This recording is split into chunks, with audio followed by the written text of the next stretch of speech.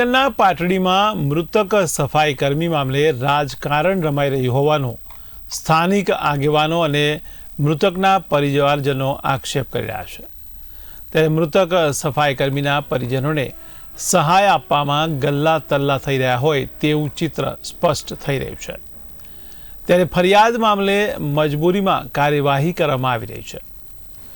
ત્યારે સામાજિક આગેવાનો જણાવી રહ્યા છે કે સફાઈ કર્મીના મોતના જવાબદાર કોન્ટ્રાક્ટર અને ચીફ ઓફિસર છે। તેમ છતાં માત્ર કોન્ટ્રાક્ટર સામે જ ફરિયાદ નોંધાઈ હતી। આ સંવેદનશીલ હત્યામાં ચીફ ઓફિસરને બચાવવાનો પ્રયત્ન કરવામાં આવ્યો હતો, પરંતુ પ્રશાસને આખરે ફરિયાદ નોંધાવી પડી છે।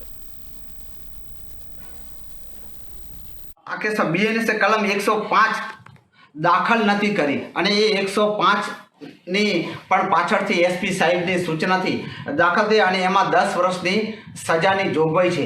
એટલે એફઆઈઆર કરીને એમને ટેબલ જામીન મળી જાય એ રીતનું એમનું આયોજન હતું, પરંતુ અમારી સાથી વકીલ મિત્રોશ્રી છે કે એમના સહકારથી આ 105 નંબર જે 10 વર્ષની સજાની જોગવાઈ છે અને એમાં ટેબલ જામીન આપી ન શકાય, એટલે એ રીતે પછી પાછળથી એમને દાખલ થઈ। બીજા બાળકોને સાફ સફાઈ દરમિયાન ગટરમાં જે મૃત્યુ થયા એટલે એનું લક્ષીને જે ફરિયાદ દાખલ કરેલ હતી, જેની અમને 48 કલાકની ખાતરી આપવામાં આવી હતી કે ધરપકડ કરવાની, એની કોઈ પણ કામગીરી થયેલ નથી।